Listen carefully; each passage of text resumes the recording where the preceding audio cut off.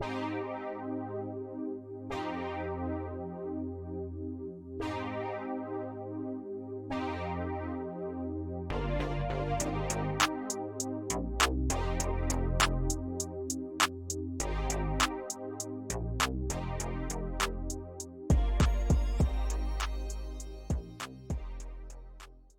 come out after about 30 minutes when you kind of acclimate to the chamber.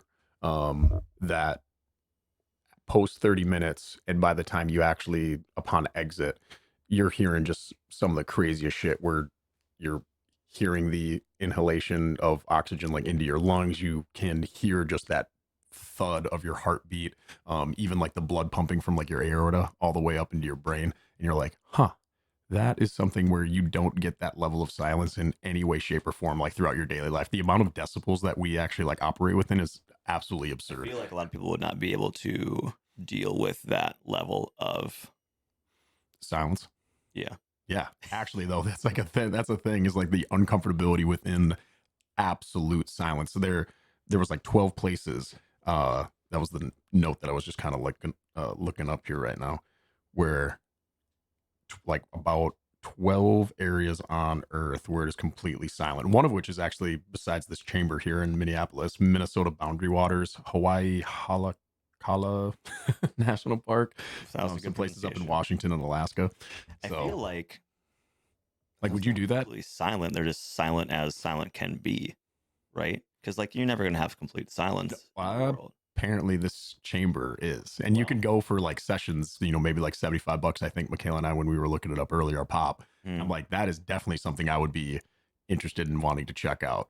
you and Michaela would look that shit up. Like, Yeah. let's take it to the absolute extreme and be completely quiet. It sounds interesting. You'd have probably some interesting insight if you didn't go insane. You know what I mean? I think so. I mean, on our average daily life, like you come home, how many people just throw on the TV or the radio almost as like a companion? You're not even really paying attention to it for its entertainment purposes. You're just simply wanting something on the background, in the background, just to, I don't know, provide you a little bit or some semblance of comfort, because the moment that it's gone, you automatically are just trying to seek it out, and you're like, this stillness, this level of, actual silence, is, it almost becomes deafening in a way. Yeah, that's why people have, these that's why thoughts are a thing, Mm, because people will have the most, oh my God, I had a great idea in the shower. Well, yeah, it's because it's probably the only time that you're not on your phone, or if you're not on your, whatever you're doing, right? So I think that is like a big, um, a big time to have these like really interesting ideas, is because you're just not watching something at the time. You know what I mean? So hmm it's like, I feel like that's actually really, really helpful. hmm So, because of that, hello and welcome to your Average Bros Gym podcast. We're your average hosts with eerily similar names, Croy and Corey, and we're going to walk you through fitness, health, and life advice, seeking to meet you where you're at, with no polarizing black and white takes, no threatening you that tell you the only way to do things, just genuine advice and good conversation. Let's go. As always. I'm like, feel like, so Corey and I have got headphones on. We're trying this new thing where it's like, oh, you can actually hear each other on the microphone, which is really nice for if there's any sound quality things. But it's kind of messing with my head a little bit. It's like sometimes I don't hear myself. Sometimes I hear like the echo. And so I'm trying to make sure that like the recording quality is normal. Like, I don't know. So I'm just like, fingers crossed. We should have maybe done like a little bit of like a What, disclaimer? yeah, or maybe we should have done like a test run before we started this. But otherwise, no, this is episode 16 and this is how we're starting it. With uncertainty about recording. Uncertainty in the recording space, uncertainty also if we want to sit in silence. Yes, so sensory deprivation chambers, and anybody who's done one of those can let us know via YouTube or Spotify comment. But like, what does it feel like? Nothing, maybe because it's sensory deprivation. Yeah. That's kind of the point. I was going to say the feel might be the incorrect term. You'd be looking for like, what was that experience Yes. like at that point, maybe? How did you feel during it? Because that is like, I mean, that's something that's really interesting. I mean, there, like you said in the intro, there's a lot of people that we just throw on something on the background, just kind of like have something going still, almost like we're dogs. Yeah. Like when we leave Murph to go somewhere, we throw on the TV for him. Like, and it's like, I don't know, maybe that's different. But silence is always a little bit. Sometimes people don't want to think about things. Well, in this book, the comfort crisis is what we're relating to, or what we're referring to, rather, in book that I'm currently in, and great quality read. I haven't even finished it, but I would already recommend it. Mm. And yeah, they were referencing a study in which they had participants one sit in just a, like, I think it was a silent cubicle or room, and then another person that was out more in a like main floor where you just hear the clicking and clacking of keyboards, and the water jug getting kind of filled up, or the It's the office just daily ASMR. office. Yes. ISMR. Yeah, that's what it is. And it's funny because both participants rated that they felt the same level of calm, if you will. Mhm. But then when they went back, checked their blood, look at like cortisol levels and their adrenaline, like in that instance, the data was completely off. Where it was, oh, the individual sitting in that cubicle space with the clicking, clacking, just common noises, the ASMR, as you put it, it was actually still hyping them up. Their body was responding to a then stressful environment due to the multitude of different sensory inputs from Yeah. various sounds. And that I just thought was pretty interesting, because I even found myself the other day, after having read this, I was on a walk with Stevie, and I was just kind of going through, and I found myself just going right back to the same old habits of just popping in my headphones. I'll put on a podcast, and I'm like, wait a second. You're on a walk right now. It is an absolutely beautiful sunny afternoon during the week. You're out walking with your dog, and this is more of a nature centered area. So I love to be able to just pop her off the leash, let her go running. And in that same exact moment, I'm like, why am I kind of tuning out of this world? Like, why am I listening to these podcasts? Again, greatly informative and something I very much enjoy, and it does provide a lot of benefit. But just this one time, I took my headphones off. I was like, oh, yeah, this is very If nice. you're currently listening to this podcast while on a walk, do not take your headphones off. Keep listening to this podcast. I have every right to inform you of that. No, I think it makes a lot of sense. I think for me, especially, like I will be doing, what I'm doing typically is like on the nature walks, right? Hmm. Kind of what you were mentioning before. On those nature walks, like you're going to be a little bit more akin, especially like if you're alone. You also never know, like when you're away from society or whatever, or, like away from like people, public. You probably want to be a little bit more aware of your surroundings as well. So there's a Agreed. safety aspect to it too, but Yes. also like just enjoying those sounds, like the crickets and the trees and the whatever it is. What I Hmm. mean? If I'm going on a walk around, like let's say like a lake or something like that, and I'm around here, other people around, things like that, I'll probably throw in a podcast, something like that, Hmm. because that's also a time to kind of listen to what you haven't been able to listen to throughout the week.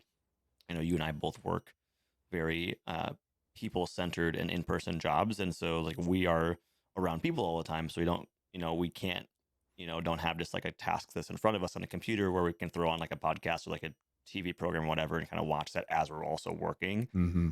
So I think sometimes for me, it's like, okay, it's nice to be able to kind of like revisit.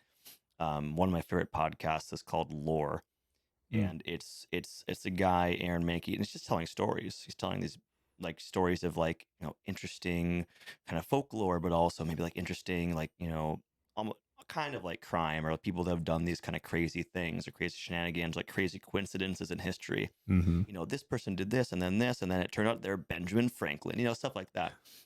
But I don't get to listen to that throughout my day typically. Dude, wait, Ben Franklin also being, isn't he also iconic for the electricity and the kite and like that crazy shit? I mean, he's iconic for being a lot of things, including a racist. But Oh, yeah, the kite thing, I think. or I am think I that's incorrect part on of it. that? No, I think that's part of it. I don't Right. know the exact story though, I so know I'm not my gonna my say anything. history. I'm not a No, I think history he buff. also wanted to. I think he also wanted to have the U.S. bird, like it's the bald eagle. I think he wanted like Mm. a turkey, or he wanted something that Eh. was like a little bit. And like wild turkeys, they're around here all the time. Like I don't know, they're cool. Hmm. They can fly, which is terrifying. True. Yeah, I remember hearing a story about someone like opened up their window one day and the turkey was just in the tree outside the window. That fucking freaked him out. It is a little bit weird when you find the turkey in the tree and you're like, Yeah. oh, yeah, that's right. You are a bird and you do indeed fly. But Yeah. more often than not, I find you on the ground. Yes, walking in traffic. Yep. I was driving home the other day and it's a turkey just walking down the middle of the road. That is one of those rare moments when you come across different animals that you don't regularly encounter during your day while you're in a car. Like the only time that I've ever seen a bear besides being at a zoo, would have been when I was driving my car in, I want to say it was Rhode Island. Gosh, Was or this when so. you lived in Boston? God, what the hell was I out there for? Anyways, in and around that area, and I was just going about my day, weaving my way through the woods, and then all of a sudden I'm like, what the fuck is that? Like off into the distance, probably about a good 75 yards out in front of the car. I'm like, oh shit, is that a fucking black bear?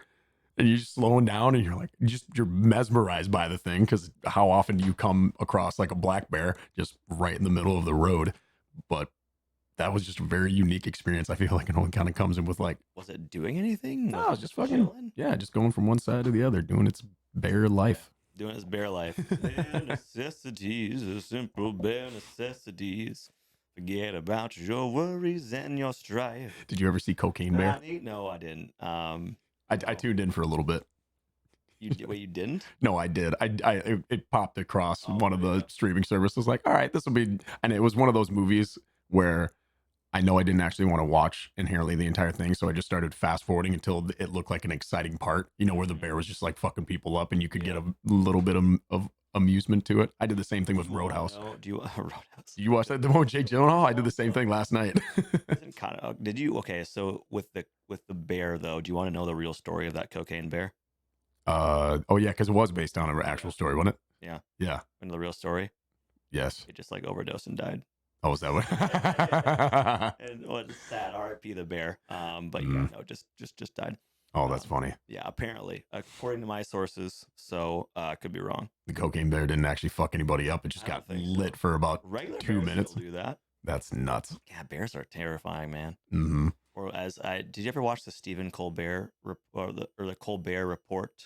I mean, I know what you're referring to. I wasn't like a avid viewer or listener. Well, that was a running joke on his program that bears were like mindless killing machines, and so it was always like like a lot of stories that he did would always come back to bears, and it was pretty funny, honestly. It was really enjoyable. I should look one of those up. That's like one of those random things. Yeah, it's just very humorous in the moment, but for what it's just an ongoing running joke that you have with like your friends that you keep going with for since middle school, high school, whatever, and you don't even know why it's funny anymore, but you just keep bringing it up because it's fucking hilarious. I like that. It reminds you of the time that you thought it was funny. Yes. I've, yes. So summer of 2014, I believe. Some of my buddies and I went to Yellowstone National Park. So shout outs to Dylan, who actually fights at like it's a mixed martial artist now. Fun fact. Oh, rad. But shouts to Dylan and Jackson. Wait, did you say Dylan or Dylan? I said Dylan, but his name is Dylan. But like I always say Dylan because of that Chappelle Show skit. Oh, you're testing me. No, okay. Yeah. Who are the 5 best rappers of all time? Dylan. Anyways, Dylan, Jackson, Michael, Brian. Shouts to the boys for that one, and me. Right, that makes 5. That was 5 of us. Yeah. Yeah. Okay. Plus Dylan. Dylan's one of the 5.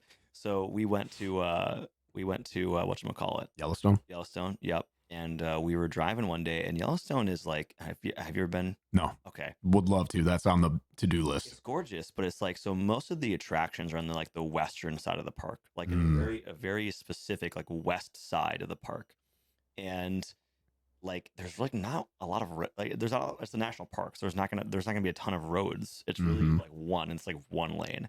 So if someone is stopped or something's happening, it fucking bogs everybody down. Free traffic, which is fine, whatever. You're there for the nature. But yeah, so one day we had this really like we kind of came to a stop, and it was like a big line of cars, and we were kind of like, oh well, at one point someone got like airlifted out, like someone got like a medical emergency, which was shit. Yeah, I think it was natural. It wasn't like a okay, but it was like like a bear fucked them up. No.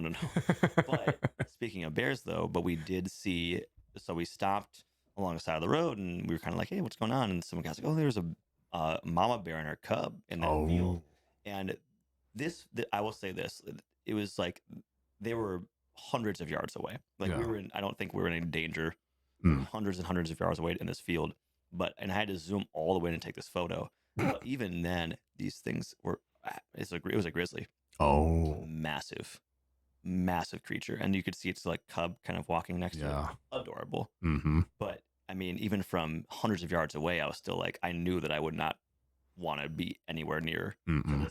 this massive bear. I mean, it was three, 4, 5 times my size, whatever. That's insane. And it was just really cool because like the sunlight was coming down, it was like rippling off like the bear's fur. It was like golden brown fur.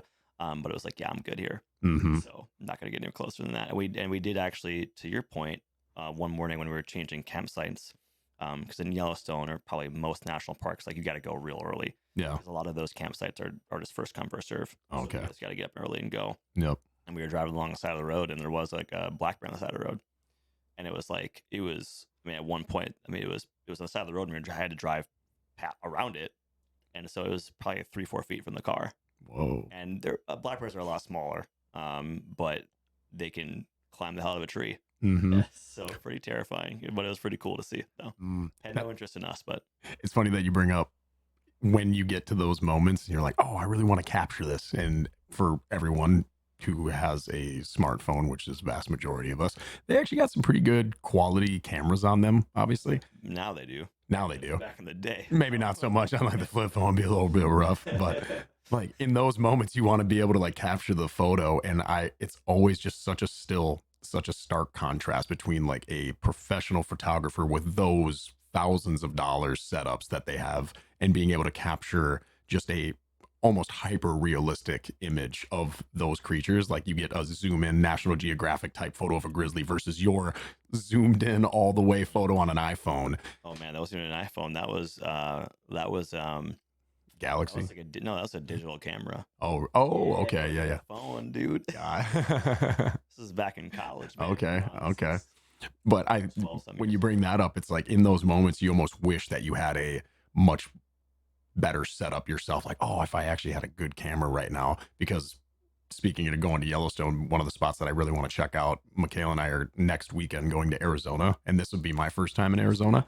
And being able to check out Sedona and check out the Grand Canyon and be in those spaces where you see such iconic landscapes and those, I don't even know what you call them anyway, because I don't know, they're not like mountains, but you get the big rock plateaus and whatever else, and it's just like, I'm sure they call them rock plateaus. is that what it is? I don't know. Yeah, but being able to see that, or obviously being able to see the Grand Canyon, is something that I'm very excited about for the first time. Being able to lay eyes on something that you've only seen and heard about in history books and watching whatever National Geographic or Planet Earth documentary, but being able to actually physically be there and take in that landscape and take in that scenery. Oh, it's just there's no photo that can do it justice. So you're going to what place in Arizona? So we're gonna go to Sedona. We're gonna do a lot of hiking around there, and then we're gonna head further north from there. Flagstaff, check out the Grand Canyon. We were debating on going all the way up even further north in Arizona to check out like I want to say it's like Antelope, the one where you have like the really soft, rolly like rock formations that are out there. Okay. The rocks, they almost just like look layered cake in a way, and it's just super smooth, and I'm like, oh, that would be a cool spot to go to as well. But it's hours worth of driving, and trying to figure out how you're going to best allocate your time. That'll be one that we'll save for later on. But yeah, either way, it would be in a moment like this. Oh, I wish I didn't have my fucking iPhone 12, and I'm again bitching about that when I can still get some pretty cool photos nonetheless. But comparing that to a legitimate photographer's ability to capture that, and it still doesn't even do it justice from when you're there and you take in the thing through all your senses, the sounds that you'll take in, and just being able to see the vastness of that. It still is just something camera and footage can only capture so closely. We'll have to call in our resident camera correspondent, which would be Ellen. Yes. And who does all the photos for lots of things, but especially secondhand hounds. Yep. Cute adoption place. I think I could be mistaken. I feel like I should always know this because it's down between Secondhand Hounds and Underdog Rescue as to where I got my dog. And I'm like, I just need to go back and check the paperwork. I know it's one of the two, because I was looking at both adoption agencies when I first initially got Stevie. Yeah. But yeah, funny enough, happy birthday, Ellen. Shout out if you're listening. It's her birthday today, and we did a little workout earlier at the CrossFit space, which was really fun. Do this workout. Yeah. I just want to get that on record. I did not do this workout. It was a good one. Post CrossFit Open, and just being able to throw down with a good crew. There's nothing really much better than that. Just like get a bunch of like-minded people together, throw down in some fitness. It's a good time. Way to spend a Saturday morning. We're gonna have to get our resident Arizona expert Tevin on the phone as well. Mm. Tevin is our resident Arizona expert, and he's from Tucson, Arizona. Mm.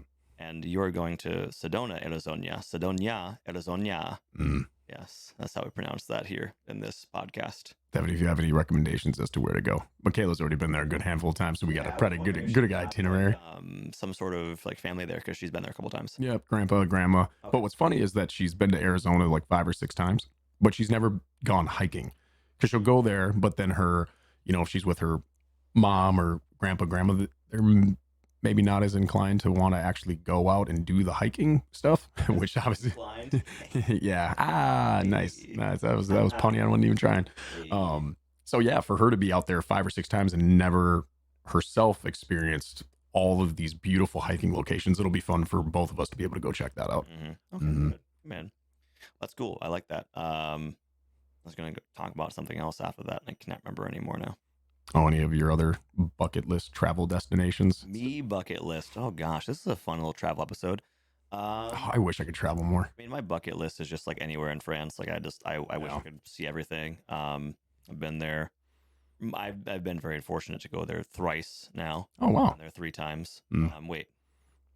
Yes, 3 times. So what might I ask is the logic behind, because you'll get a lot of people who, I love that area of the world. They'll go to, you said you've been there now thrice, versus Thrice. you went, you saw it, checked it out, cool. Yeah. Maybe go to a different location. Like we could say that about everything in life. Like why do you rewatch the same TV show or the movie? But just out of curiosity, because I've only been out of the country once to Colombia, and obviously I would be overjoyed to go back again and check it out. But I think I would be more of the mindset of, I want to check out like a new spot or go, check. I went to Banff and then I want to go to Australia, check out Japan, whatever. Banff. Oh yeah. No, Banff I've heard is gorgeous. Yeah, I think I don't know. There's definitely that point to it where you're saying like, hey, I think it's tough because you're going to a place and there's so much to see that you're never going to see it all, right? Right.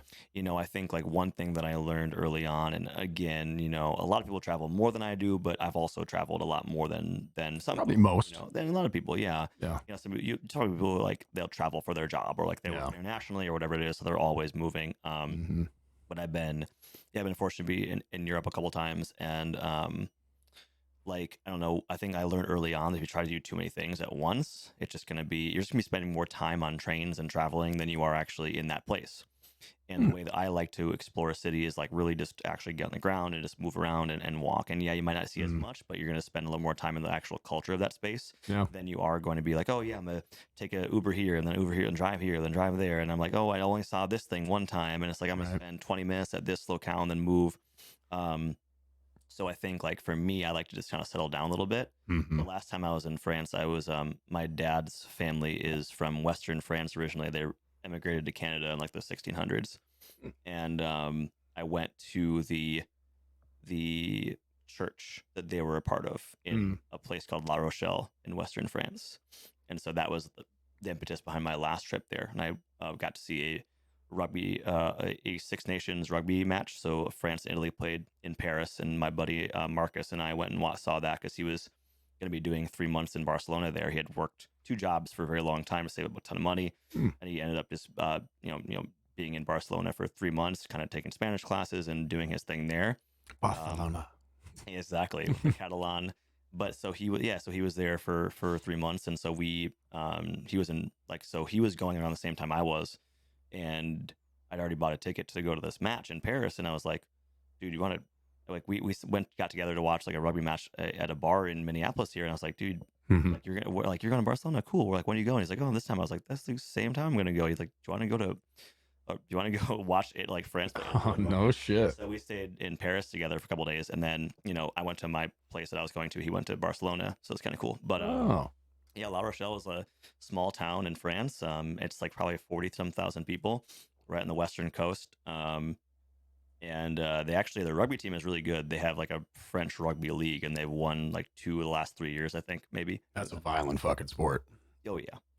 It's just the all black haka. I feel it's like the one thing that a lot of people immediately associate. Like they hear rugby and they bam, all blacks doing the fucking haka. Yeah. New Zealand is kind of like the the main, I think their culture is like, a lot of their, well, I shouldn't speak about New Zealand culture. I don't fucking know. Yeah. But like, I know they're, they're big into rugby. Obviously, it's like No. their sport of their country. And yeah, they're perennially in the top like 3 teams in the world. I mean, they're always going to win, but in fact, the last 2 Rugby World Cups, South Africa is back-to-back champs. Hmm. So, yeah, Very unique sport. That was one I actually tried, or I shouldn't even say tried. I attended a couple of practices. Yeah, This was a club rugby team in college, and my buddy Riley was the first one to kind of be inclined to wanting to go check it out. And then after he popped into a practice or two, he was like, dude, I think you'd love this, man, because I'm coming from the football background. yeah. And I remember I went to one practice, grabbed a hold of the ball, and it was like, it wasn't the first time that I had grabbed a rugby ball. Obviously, I'd, handled it before, but still just such a fucking weird shape. Handled a rugby. It's like same shape as a football, Corey. Yeah, it's like a fucking watermelon. It's a big ass ball. And then how you throw the thing, it was like trying to get that technique down. And anyways, we're scrimmaging one day out on the field, and I get the ball pitched to me. This is again very first practice. So all of a sudden I'm just like, all right, the ball's in my hand. I'm going to approach it the same way I did in playing football. And I remember cutting behind one of my own players, which then was like not allowed or something. Like you couldn't have like using them almost as a blocker, Yeah. and I'm like, oh, I had no fucking clue. And then, so that was the first like, oh, you're playing something completely different. And then I went to go tackle one of the guys as well. And I didn't like wrap up. Oh yeah, I just the went yellow to, card for sure. oh yeah. And so I just went just like I would in football days, Lower the fucking shoulder. drop the shoulder and fucking hammered this dude. And then all of a sudden everyone is just like grabbing me side to side from their team. I'm like, what the fuck, dude? What? Like, I'm like, I don't know what I'm doing. I'm here. They needed another guy. Like this club was, asking anyone and everyone that they could to fill the roster spot so they could play a game on this Saturday. And I was like, fuck it. All right, cool. I'll do it. Only practice 1 or 2 times. Starts fucking decking. Yeah. And I fucking just decleated this dude. And apparently that was, Yeah, you have to wrap up. That's rule number. One of like, it's like 1B of rugby. yeah. So like, yeah, rugby is going to work the same way as any other sport where it's like, or maybe not any other sport, but a lot of sports work on like creating space, even basketball. Create a space to make a shot. Football as well. You have a lot of people on offense going in motion. You have wide receivers that will like cross routes to create a space or a informal pick. Like you'll have a lot of, like the idea is you create space to make something happen. In rugby, it's the same way. You've got a lot of like different strategies to create space. Essentially, you're trying to overload the defense so that you can, so you have, the defenders, like there's like 5 people on defense and there's 7 of you, you know what I mean? Or so that's what rugby is a lot. So yeah, you can't run behind your own guys. It's called obstruction. You can't like block everybody. And then you do have to wrap up. Yes. So that is one of the reasons why, because rugby is played with no pads, no helmets, no nothing. Yeah, that was legit. And I think it in some ways makes the sport safer. Agreed. In other ways, you're still going to get injured. You're still going to get concussions. You still can get all this shit.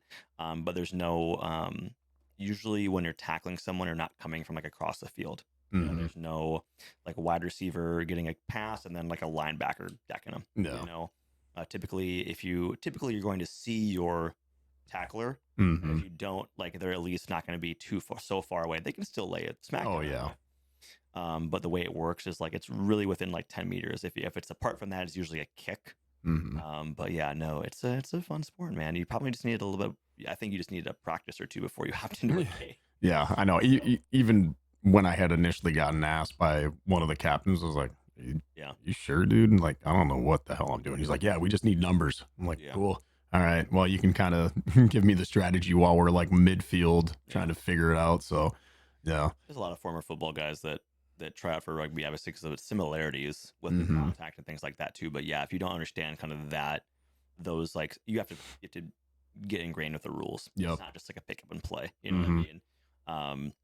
You got to really, like even soccer. For the most part, you can pick it up and play it. Obviously, not well. Yeah. But if you can kick a ball, you can fill a spot. There's not as many rules. There's still rules, obviously, like there's no handballs and the offsides and things like that. There's still rules. No. There's no rules in soccer. Yeah, there's obviously still rules, but you can kind of pick it up and play it a little bit better than rugby. That is a little bit more, probably some soccer diehards are gonna roast me in the comments of like, don't you understand the basics of a 4-2? I'm like, I don't know. I really don't. Well, I mean, and like when you just look at it at face value, if you were to take somebody completely off the street, has no idea what's going on, you sit them down and, hey, watch the next 2 minutes of this game, figure out what's going on. You're like, oh yeah, you just kick the ball and you're trying to get into the goal. Like, all right, pretty much that's what you got. But then you contrast that. That's why I like sports. Soccer is like a really easy one, like you said. I feel to kind of Like pick up to understand. Like I get yeah, the concept. conceptually. You watch football and you're like, what the is going on? Yeah, That's a probably little is bit why it's different. been a little bit not hasn't picked up as much. You know what I mean? Yeah, basketball is really similar. Like, okay, you got these five guys, you got to like You got a dribble, hoop, you got a basket. you Yeah. fucking try to make it in the what originally used to be a milk crate, Is it a peach basket? or a peach basket. Maybe that's it. That's probably, Yeah. There's probably, you know what? I think everything has been used as a hoop, so I think you're probably right. God, yo, you would get so creative as a kid to figure out anything Oh, that you yeah. could. Like you're using. I remember. Milk crate and a stick. Oh. The ball goes in, you get the stick, you pop it out, you're good to go. Oh, the best were even when you were even younger than that, and you would be using mom, dad, or grandma as a backboard. Like I remember having my grandma, like when we were really little, Yeah. be kneeling down on, kneeling down or standing up. Because let's be honest, she was actually probably standing up. She was a short little lady. But all right, just bring your arms out, and that was the fucking hoop that you would be just dunking on. So my brother and I are just running full go at my grandma, who's in her 60s or 70s at that time, some rambunctious little kids, and trying to fucking do your best impersonation of Jordan coming at her. She had, like stiff arm you guys. I could see that would be. I mean, she was only down for maybe about like one or two slams, and then it was like, okay, you boys got to figure out something else. But yeah, we had a he always had like the I mean, people still have these probably like in college dorms all over the country. oh, I thought you pointed. I was like, oh shit, you got one? Let's go. I don't have one on my door. I'm in my 30s, but you have you'd have like the Nerf hoops. Yeah. Oh yeah. You had the Nerf hoops on the doors. I had one, so I was actually growing up. I was a big Orlando Magic fan in the 90s. So I liked three teams in the 90s. I liked the Timberwolves, obviously, because they're Minnesota. I also liked the Chicago Bulls, because I mean, like, how could you not? Grizzlies. Man, the Vancouver Grizzlies. Is it the Grizzlies? No, I like the Orlando Magic. That was my third team. Okay. Okay. Gotcha. And I think You it just was have that Grizzlies. It was like a crew neck or something like that. I thought it was maybe that was going to be up there too. That's just a dope ass logo though. That's what it is. Honestly, it's those Canadian teams, I ride hard for them. Like the extinct Canadian franchises of sports, I ride hard for. Montreal Expos, yes. Quebec Nordiques, hell yeah. Vancouver Grizzlies, absolutely. There's some of those teams that you look back at their old logos and you're like, you should have never. I know. You should never have transitioned. Like that's one thing I always see these concept unis or concept helmets that come out for various franchises, NBA, NFL, whatever it is. And you look at those and you're like, those are way fucking cooler than what we got now. Why do we not just like make this transition? And then you get to the corporation side of thing, like what it would cost, what it would entail. Like you have that certain association with that color and with that logo already. It's so deeply ingrained that it's hard to make that change from a marketing standpoint, I'd imagine. It's interesting because I think like in the Minnesota Timberwolves, they've been playing with that old Shep. So the Timberwolves when they first came in the league in like the it might have been 89 or like early 90s. High, like late 80s or early 90s. Can't remember exactly when they came in the league, but we could look it up. But I'm too lazy. But they had the old school logo with like the wolf in the basketball, and I think the nickname was like Old Shep. And I think so. They every year, the NBA does like a throwback or like a kind of alternate jersey, right? It's like a city and the legend. Oh yeah. They have silly names for it, kind of like when the Big Ten was like legends and leaders. They try to make it too attractive to people, and it ends up not sounding the best. But anyways, Old Shep is like the old school logo from like the very beginning of the Timberwolves franchise, and I don't think they were going to use it as much as they did up using it throughout like the season, but people fucking love it, man, which makes sense because it's a really, really cool logo. So I feel like I really do feel like people have just been clamoring for it. So they've just used it over and over and over. I think they've worn them probably more than their normal jerseys throughout this year. Oh, really? Yeah. And they've played at this point, they've played over 60 games. But no, they're really, really cool. Great logo. They've done like the court logo with that as well. So yeah, those old school 90s ones. I think a little bit of it is nostalgia. Like I think like if you had never seen the old school Toronto Raptors logo. I was Yeah, just with thinking the about that unis, and you're same like, one. oh man, maybe not as cool. I'm not sure, but like, yeah, knowing like how that felt back in the day, and you have Vince Carter or Tracy McGrady rocking Yeah. like the purple unis and like with that red. Oh man, Seattle Mm. Supersonics, that was another one. Oh yeah, Sean Kemp, and he would just throw down some monster dunks. I just saw like a highlight reel of his Gary pop Payton up and the other. Sean Kemp. Yeah, Yeah, yeah. Those old school unis, you could say the same thing about NFL, like the San Diego Chargers. They have those old powder blues, and it's just so funny they brought how. him back. Yeah, Oh, okay, yeah, yeah, yeah. No, then they didn't.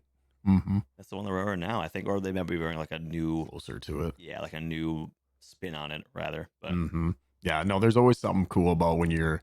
I remember in high school when you would be able to wear your football jersey on Friday night. You know, you get to wear it to school and you're kind of strutting around a little bit. That was always the cool thing. Like the football guys would always wear their jersey, or it was just jersey day. yeah, You know, and it was always just kind of a little, I don't know, confidence booster where you're like, oh yeah, cool game day. Just felt a little bit different. You got to rock the jersey or yeah. whatever. Did you have that?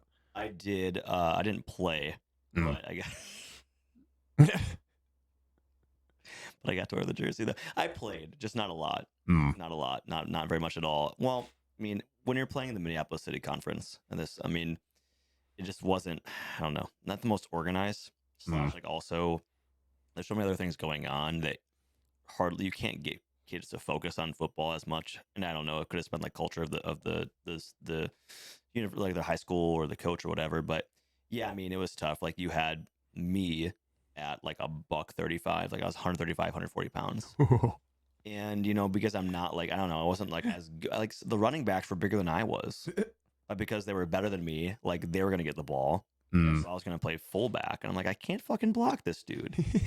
Like like I'm getting against like North, and like North's linebackers like 200 pounds, and I'm like, dude, they've got 60 fucking pounds on me. Yeah, you're looking over at that time to what the in your mind is the equivalent of a grown man. You're like, oh fuck, man, I'm about to get my bell rung. It shouldn't be an excuse, but I think it's just like when you don't have players that are playing, and like when you don't have development as far as like a young age, like imagine you playing like what position you like, a linebacker? I was linebacker and So fullback. imagine you playing like, oh, we're gonna put Corey at like right tackle. We're gonna put Corey at like safety, No. or like cornerback. Like it was kind of like I didn't have a position to play. Mm. It's like I'm a linebacker, but it's like Corey, but you're 135 pounds. Yeah. You're not a linebacker. You know what I Mhm. mean? So when I did get in, it was like as fullback or like against, I score.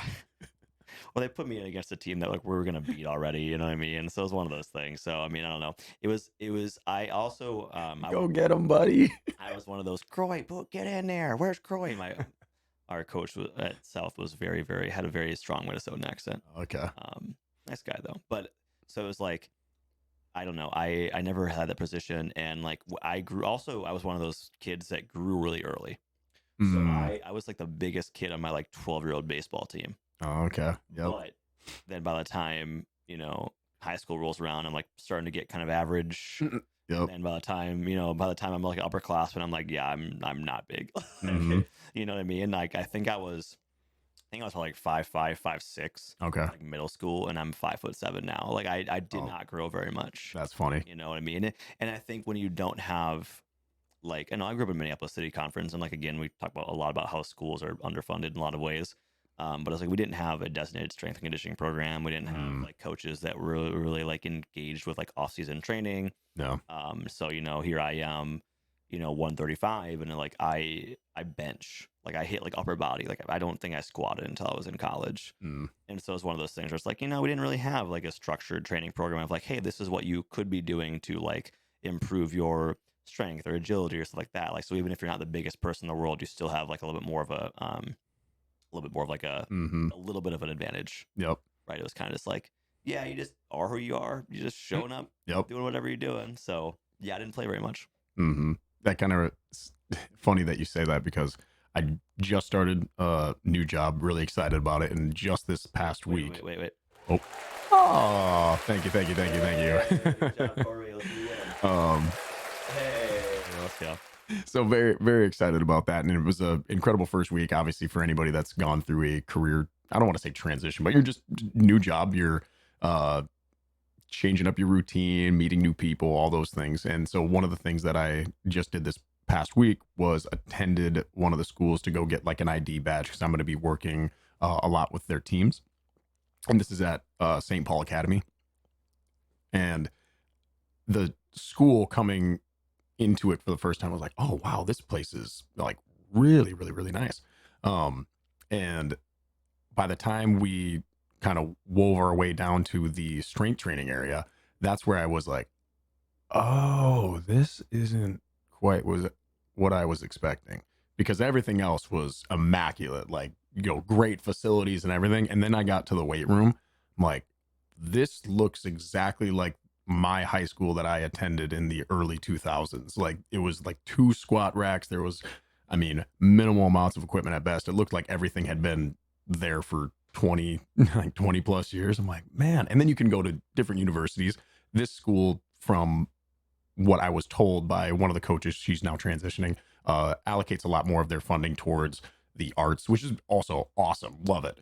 But just funny to me that when you look at schools, universities, where they put their funding into, because I've also been into high school weight rooms where I'm like, this is better than most colleges. Yeah. And is insane. You go down to some of the maybe southern states or something where the football program is like big, or they want to allocate the resources for that program. And that can be said with anything. If you have a school that again caters more towards arts, like, that's awesome. It was just something that I was like kind of taken back by a little bit. I'm like, Yeah. wow, then just ooh, pretty slim pickings. Nothing against SPA. Like, if you went there, it's awesome. I'm super stoked to work with those teams. But it was like, oh, okay, this is clearly like the last thing it looks like, kind of on the totem pole a little bit in terms of like where the funding goes, just based upon that initial impression that I got. Yeah. But yeah, kind of funny. My experience in high school was that same thing. It's like you had minimal amounts of equipment, access to legitimate pieces that were going to enhance you as a player, which, I mean, is what it is. Yeah, it was very much show up. You had your little strength training routine, but it was like, all right, just get out to practice. Do your Yeah. thing. And I think the opportunity should be there for all students, of their interests. And Yeah, it's tough that you have to choose exactly, kind of one or the exactly. other. I Mm-hmm. know that my high school, Minneapolis South High School, actually, Josh Hartnett attended briefly. So Josh Hartnett actually had made a donation to the theater program, I think, at one point, Mm-hmm. like after he kind of became well known and had a couple movies under his belt. Yep. Um, but yeah, he went to Minneapolis South, and he went to, I think, with Cretin as well, Cretin Durham Hall. Oh, okay. So yeah, it was really nice of him to do that. But it was kind of like, apart from that though, it's like, okay, well, how much investment is there in that program? And also, I'm not a part of any school boards. I'm Yeah. sure I don't know how they're, what funding they get, and then the allocation of that. I imagine it's challenging to figure out what to do with it. Oh, 100%. I've been to. It was funny. When I used to compete with Olympic lifting in the state area, of course, which I still got to get into it again. But I know, right? Just damn, I want to compete again. No, we actually did a competition actually in oddly enough the Casson Mantorville Hmm. high school back. It's closer to Rochester, Okay. and yeah, their weight room was really nice. I mean, it's like Mm-hmm. like a like a small college or something like that. I'd been in the Augsburg weight room and Augsburg University. I mean, that was a very long time ago. It was probably better than that one, but also at the same time comparing this high school gym at Casson Mantorville to Augsburg High, like from like 2008. Mm. So I'm pretty sure that Augsburg has since probably Yeah. Yeah. upgraded their routine, but no, it's kind of interesting to see how nice that was, and how equipped that was too. And you have to think, man, that course gives it up like like of course gives a advantage to the kids that are training in those areas. And Mm-hmm. I think that is a tough thing. But you still get kids that come out of these places that don't have as much as far as like investment into like the sports programs, but at the same time they usually those are kind of, I won't say diamonds in the rough, but like it just doesn't happen as often as kids that come from Yeah. schools that are heavily able to heavily invest. And some of those schools are private schools too, so it's like, well, Yeah. Well, and this one is, yeah, coincidentally enough, anyway. yeah, But yeah, I think if you're obviously like a cream of the crop athlete and you were just, gifted by God from your genetics standpoint, it's like, all right, you're gonna be able to weave your way through the cracks regardless. Like Bo Jackson was yeah, never not. chains and yeah. He was never not gonna make it in a professional context to what he surmounted in the NFL and the Yeah. major leagues. Deion Sanders, you could say that about a lot of athletes. Like if you're truly one of those diamonds in the rough, you're still gonna crack through no matter what. But you definitely do get a fairly large leg up if you do have access to the facilities, and you could again say that about so many different respects, This education. this is of course coming from two people that did not play college athletics, so Yeah, nope, we're really just bitter, to be honest, is what kind it of. is. Yeah, we didn't put in the effort when we should have. Hmm. And that's true. I think there's like definitely that thing, but like I think for kids when you're younger, when they're high school age, like if you don't have that motivation, sometimes it's really tough to like conceptualize. No. Like we as adults, for the most part, can conceptualize that if we put in more work in a given task or a given sport or job, if we put in more work, we're typically going to see more results. No. Typically, going to see more return.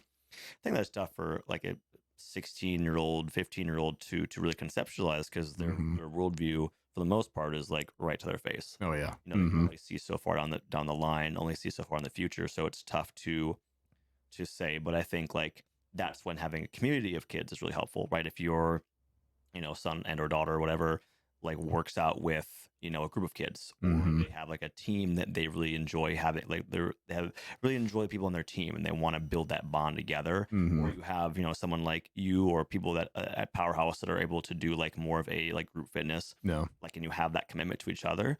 I think that's really beneficial. I know when I was I know we talked about this last episode, but when I was doing my like hitting coaching in this wintertime in Minnesota, I went with my brother, I went with a friend of mine and his brother, and I went with some other people. So it was like it was a group Hmm. of us that were going. So it wasn't just me relying on my own um, dedication to Hmm. to do something. And so I think like having that community. So if you're listening to this and you have you know preteen or teenage children or something like that, like, and if they have that group that they really enjoy being around, like definitely really embrace that as much as you can for like, okay, like training programs somehow, Hmm. try to invest in that small group training, or look to look for opportunities for that as well, because like that's going to be probably better benefit and like better long term for that child than trying to do like that solo stuff where they just might not have that Hmm. accountability. You know Yeah. what I mean? There's so much benefit to playing a team sport in particular. Like again, you can do your individual events, that's awesome, but as a child, navigating those interpersonal relationships amongst your team members and then also your coaches, the practices that are all showing up for, you're grinding it through those hot summer days all together.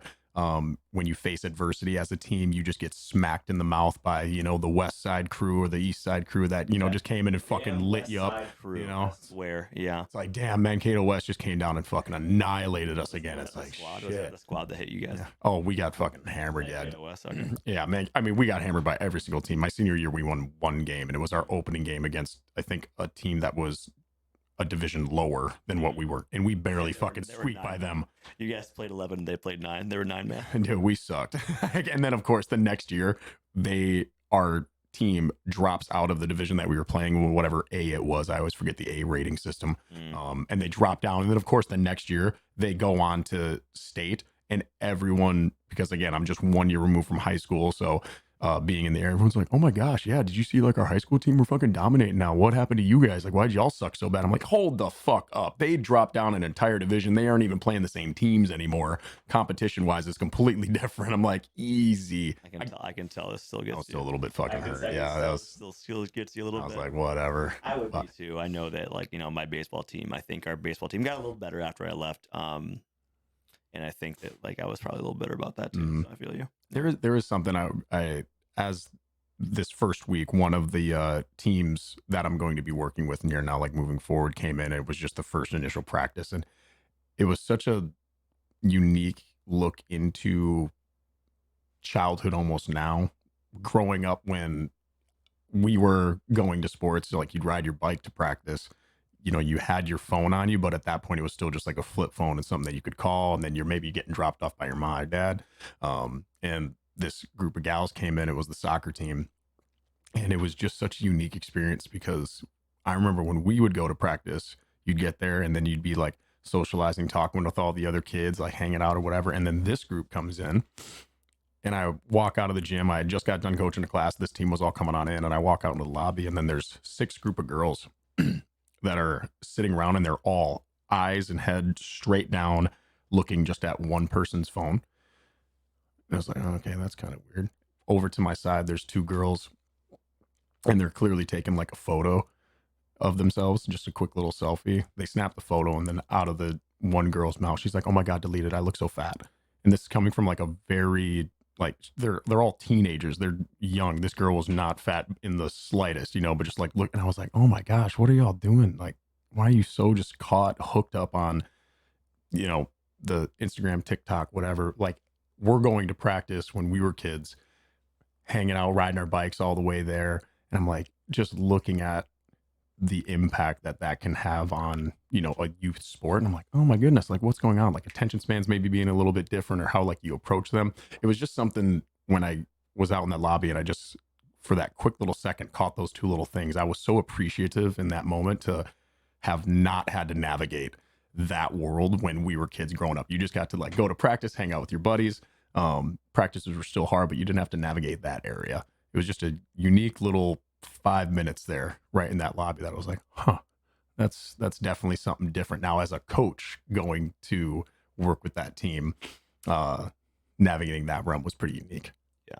Well, interesting. I think as a coach having to deal with that and knowing that, like, and but also leveraging it because there has to be advantage to certain things as well. You know what I mean? I think a lot of people. I think that social media for athletes has helped in certain ways because people are Yeah. seeing it earlier, right? Yeah. Like Yeah. you can make like a highlight Instagram of like yourself, whatever. Whereas Hmm. back in the day, we had to like do it via actual camera. We had to rent a camera equipment and do that. And that's what I had to do. Um, so there's definitely a lot of good things that come of it. I think Hmm. it's interesting because what I was thinking is like, yeah, those people are looking at they're probably better athletes than we were at that age because the training has come so far. So Hmm. it's interesting because you have this idea of like, okay, these people are like, on their phones, but also like the training is vastly improved. So like when it's training time, hopefully they're able to do that. But I Hmm. know a lot of people that train youth athletes or train, high school athletes, and they use that social media kind of as like probably a little bit of marketing as well for themselves, of course, Hmm. but also a way to showcase those athletes and like get them, looks whereas they might not in some capacity. Hmm. So it's interesting. But then, of course, from that concept that you're talking about, like it is still, I think, social media is very challenging for like young kids Yeah. to navigate because Hmm. you have a lot of like they don't conceptualize it. I know I keep going back to this word, but it's like it's tough to. I think the comparison tool as an Yeah. adult is challenging enough, but then you can also have a little bit more like life experience to say like, okay, but I understand this isn't reality, Yeah. right? But it's interesting because like I think that like a lot of kids are like really really savvy with social media Oh or God. like Yeah. you know and not just in the terms that they know how to operate, but they know how to like market themselves and Oh they know how to shit. like make things that are and sometimes that can be a bad thing. Well, and then I was going to You say, know, is that their decision? Are they really wanting to do that? Are they being like influenced by, okay, well, everyone else is doing it, so I got to promote myself? Is it mom and dad? Is it and yeah. I get there is definitely some benefit to it. Like, for instance, when I first got over, we had the Iowa Hawkeye game on, Mhm. and the absolute just blow up that women's college basketball has had, due in very large part to Caitlin Clark and their ability to be able to market her as a athlete, as a personality, as a leader within the sport of basketball and women's athletics. And so yeah, that is a huge component to it. I saw so many different, and still do right now, she's all over various forms of social media, marketing, commercials, the Nike. It was never a long shot. And it's a great thing. It's drawing so many more eyes to it. You brought up a really interesting point earlier where it was like, don't, I don't think I can name, for the men's March Madness that's going on, I couldn't name you one player that's on any team in men's college basketball. But if you were to ask then the populace, majority of us, hey, could you name one person from men's college basketball and then one person from women's? I would imagine that it would be sky high. Everyone knows who Caitlin Clark is now, in large part due to that marketing and ability to be able to like build her up as a, athlete. But how, down the line does that go? You get to these like child stars and the impact on them. Like Tiger Woods, everyone knew he was going to be a star from day one, and you had eyes on them. Caitlin Clark, like she's in college, but we think that she's developed, can kind of like handle that, and many athletes do, but then also many athletes can't. Like that's, you're putting on so much Yeah. pressure. The weight of the world is like on her. Like, if I don't even know what happened to the game, we turned it over to Gonzaga in Kansas right now, but like let's Iowa just, was up by 20. Okay. are they okay? Yeah, they were up by 20. I think they you know probably won. yeah, It was their first round game, but but could you imagine, like, bam, if they lost, like everybody in college basketball right now is banking on, okay, let's get Iowa into that Final Four. We'll get even more eyes. Like we were having the, I guess, kind of debate earlier. We Yeah, just posed the question. Iowa I won. did check the score. Did Yeah, they? Okay. yeah, yeah. But, we kind of posed the question, like, if you got all the way down to the Final Four and Caitlin Clark and Iowa is in it against, you said also like South Carolina or something, Mm-hmm. does this for the first time, Dawn Staley's crew. Yeah. does women's basketball, in terms of like March Madness, have higher viewership and ratings than that of like men's college basketball? And you're like, I would imagine so. I'd probably be willing to put some money down on that would actually be the case. Caitlin Clark in the finals, Iowa, and then you got like men's March Madness. Like I think that would there's blow a up. big thing to be said about the casual fan. I mean, you look at how many people started watching the Kansas City Chiefs games after Taylor Swift started dating Travis Kelce. No shit. Yeah. But like Yeah, that's a people good that were point. not fans of football. Yep. But like, and even people that weren't even fans of Taylor Swift, they're like, I want to see this happen, Yep. this cultural phenomenon. Mm-hmm. So I think that's what kind of the connectedness brings us a little bit more of that. I mean, Caitlin Clark, obviously, like her dominance from a basketball level, not Yeah. even men or women's Speaks for itself. basketball level, speaks for itself. But I think you're right in saying that, like, yeah, this exposure of it, like, this would not have happened 25 years ago, No. even if she was incredibly good. You know what I mean? And maybe I don't know the hell I'm talking about. That's very fair. But I think just like the be able to have exposure at a very early age, as far as like teenage, Yeah. the high school through college, and then having that develop over time too. And like Mhm. Caitlin Clark, I don't think I don't want to talk about exactly what how she was covered, in high school, because I don't know. Yeah. I don't Yeah. want to like Yep. just be Yep. like, oh yeah, cool, like she was probably this. Mhm. But then you look at that exposure, that level of exposure, and like I think you're saying, like it does that grips the casual fan, right? Yeah. Because the casual fan isn't following the sport. Mhm. So they know, oh man, this Caitlin Clark is fucking balling out. Like she is near the single season record for D1, or single season No, I Division thought One she record broke for that. points. This is she did for career. I think this is season. Oh, season. Okay. Okay. Yeah, she's really close though. Gotcha. She's like probably like, I think she's like 60 points off. Oh, okay. So I think she, if they have a good tournament, a long tournament run, she's Yeah. gonna get it. Yep. Okay. But like, that appeals to the casual fan. Yep. And especially like the casual fan, especially for women, because for a very, very long time, and even now, women have had less opportunities in sport, especially from a young age, right? And so I Mhm. think that you are also seeing that idea of like, hey, like there have been a lot of women that have been like really, really wanting to see more opportunity and really needing the opportunity. And I think like having a big casual fan base like opens it up to that as well. You know what I mean? So yeah, I mean, hopefully that continues. She's dominating. She already declared for the NBA or WNBA draft, so she'll be leaving Iowa next year. Mm-hmm. So yeah, it's kind of cool. Well, and especially being able to recognize that we are currently watching like such a monumental shift in the history of that sport. We are looking at that like, oh, this is one of those big turning points in that sport. Being able to recognize that in the moment is pretty sick. And hopefully, Iowa's able to go on big run. If they end up winning the NCAA title, that is going to be huge. Caitlin Clark goes off, Iowa on a big win. Yeah. Who knows what's going to happen either way. It's very cool to Well, I see. got LSU waiting in the wings here. So they? If anybody's following the women's college basketball tournament, March Madness, so Iowa is in a side of the bracket with, I don't want to say perennial powerhouses, but teams that have been very good through like last decade. No. Louisville, and they've also got LSU in their bracket with Angel Reese and Haley Van Lith, who transferred from Louisville to LSU. They're a third seed, whereas Iowa's the first seed. I think Louisville's like a fifth or sixth seed. Okay. But point is, I think Iowa fans were none too happy because Iowa was a number 2 overall seed. So for anybody who doesn't understand college basketball, March Madness, I didn't mean to say that in like a disparaging way. But if you just don't know the bracket seeding, you do have a 1st through 4th overall seeding, but then you have like those teams as like you'll have 4 number 1 seeds, but like they're still seeded 1 through 4. Oh. So Iowa was a 2nd overall seed. Okay. And they got a very, very tough bracket because LSU and Louisville are both on their side. So in order for them to make it to the title game, they have to beat both LSU and Louisville, assuming that those teams advance. Also advance, yeah. So yeah, we'll see what happens. Ooh, that'll be exciting. Who was the number 1 seed? I think it's South Carolina. Is that South Carolina? I think they went unbeaten. I think they won the SEC title. Then they beat Oh man, Tennessee maybe. Okay. I could be completely wrong. I'm so sorry, but yeah, I'm pretty sure they're undefeated overall, so they Hmm. are the number 1 seed. It's so funny because like right now we're also talking about how in March Madness a lot of times another term that's immediately brought up is the idea of the Cinderella story. Like, Hmm. oh my gosh, the number 13 seed took down what was it? Number 11 took down Kentucky in the men's bracket. Sure. Some dude, I can't remember his name, just absolutely went off. He was like 10 for 11 from three, just had the game of his life and just goes nuts from Yeah, behind the arc. Oakland took down Kentucky. Is that what Oakland it took is? down Kentucky. Yale beat Auburn. Okay. So Ivy League coming up big in that one. And you also had Samford, not Stanford, but Yeah. Samford, almost upset KU. Sanford and Sons. Kansas did just lose to Gonzaga. We were watching that game, Mm. which, they had an up and down season. My buddy's a KU fan, so he's me pretty bummed, but that's okay. Mm.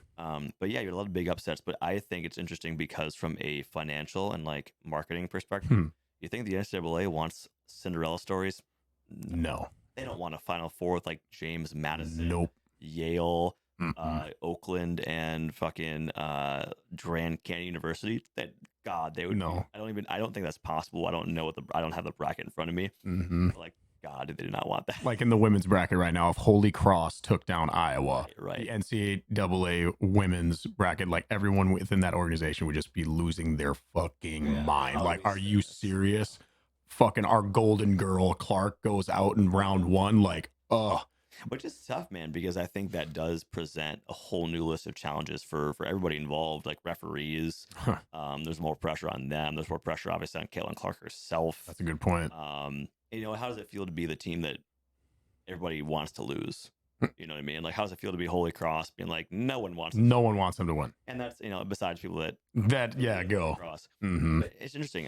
So there's also the NFL draft coming on relatively soon at the end of April. Mm. And the Minnesota Vikings are in the market for a quarterback, JJ McCarthy being one of the people they're talking about.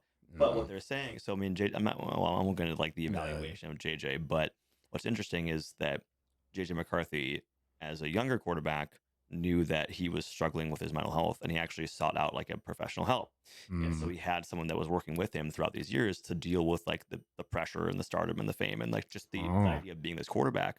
And so a lot of people are saying, hey, that's awesome move. The fact that this guy is already aware of it at such a young age, That's a good point. and he's working with that person now. I'm like, that doesn't make him a better quarterback necessarily, but it can improve certain things on that. Yeah. So I think you're probably going to find, as this current age of athletes and kids progresses, and like that there's going to be more of this.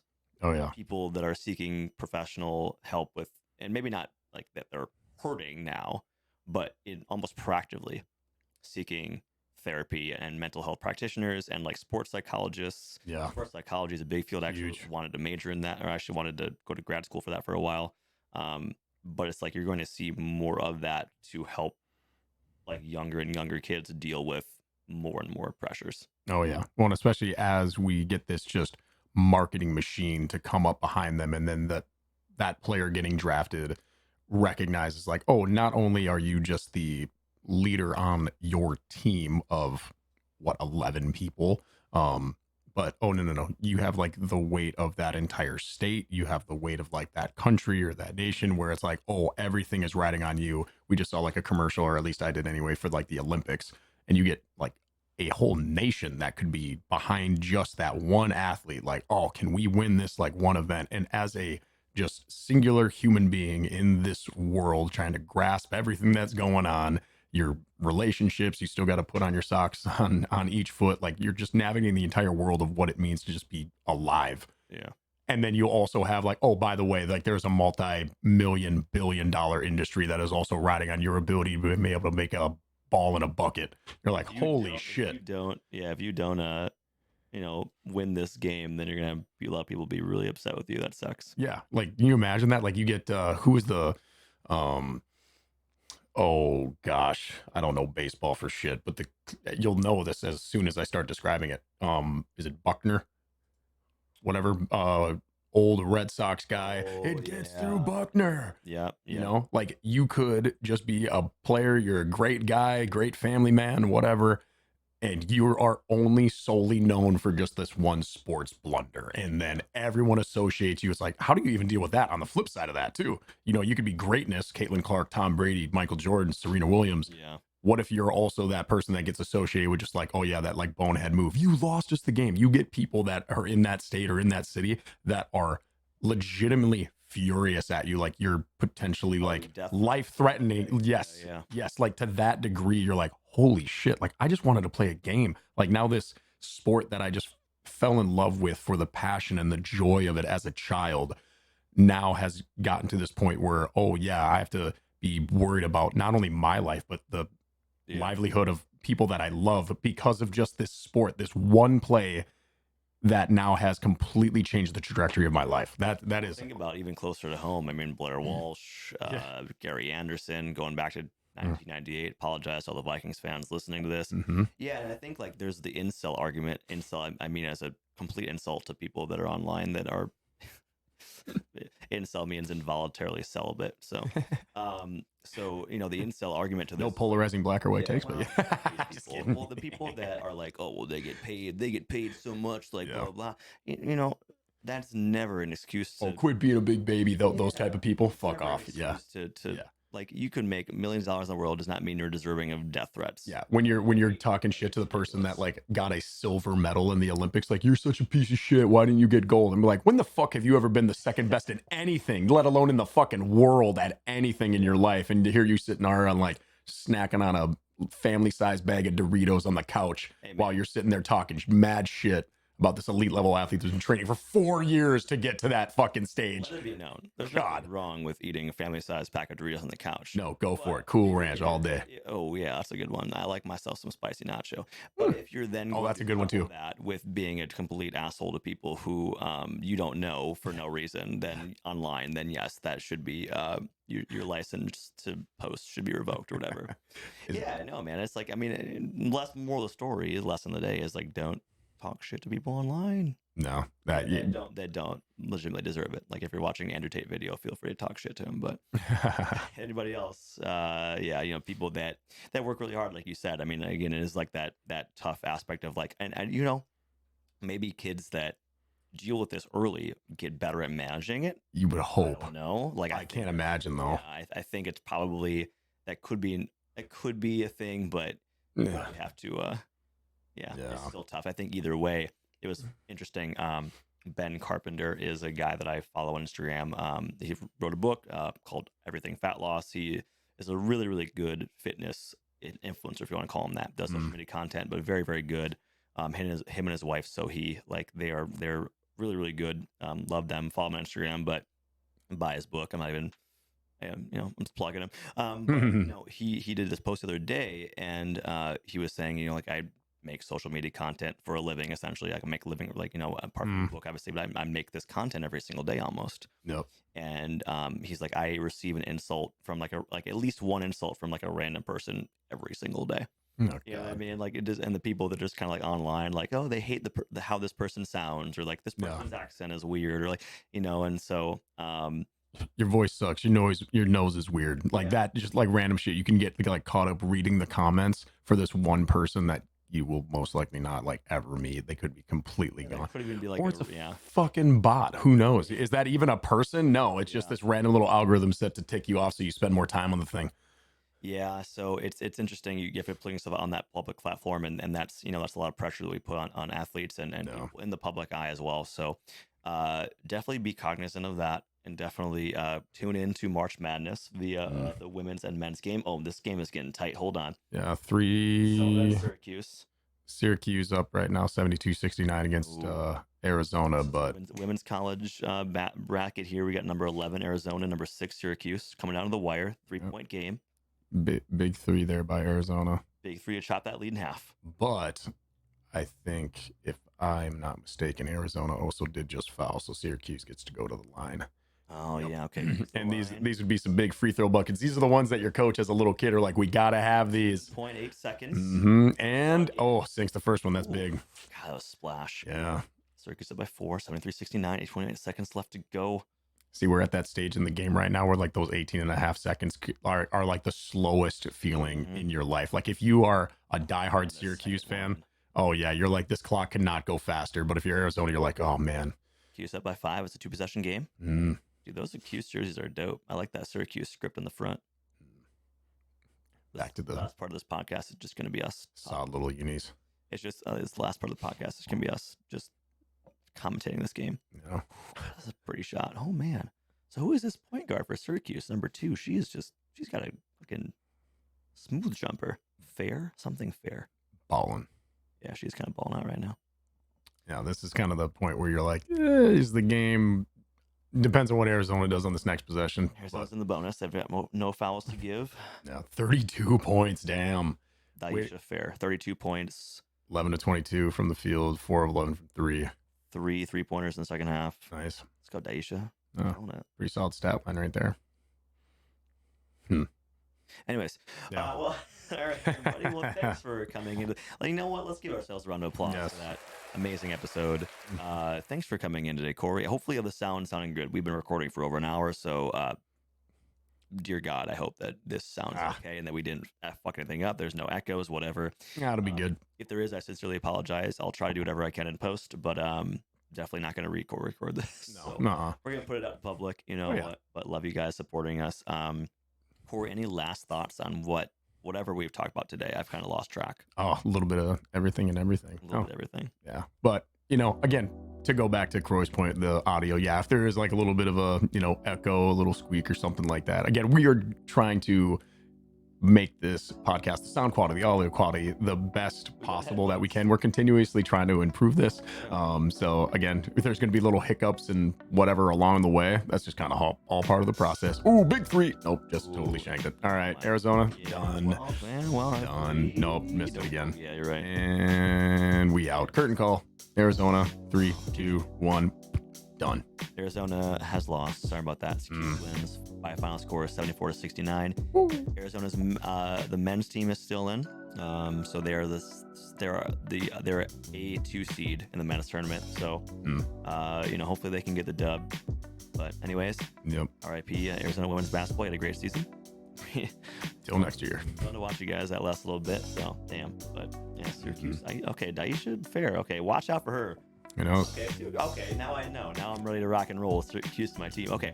Anyways, friends, thank you for listening to the Average Bros or watching the Average Bros Gym podcast. We are on YouTube, where you'd have seen me drink a Guinness for the weekend of St. Patrick's Day. So you can follow us online at Average Bros Gym Podcast. Email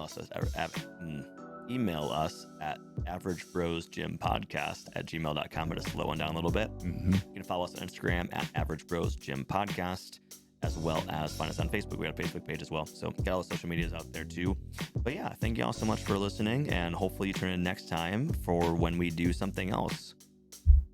we're getting close to 20. We're getting close to 20. Maybe we should do some sort of like 20 episode anniversary. I'm game for that. We're still trying to get some like live content for you guys as well. Oh yeah, we're launching our Patreon pretty soon too. Yes. Got to get the details out there, but basically kind of like some extra stuff, maybe some behind the scenes footage, some like workout programs we're going to write up as well. So we got to do that still, but that'd be something that you're interested in doing. Keep an eye out for that. That's going to be a little bonus for anybody who wants to support us. So otherwise, friends, tell someone you know about us.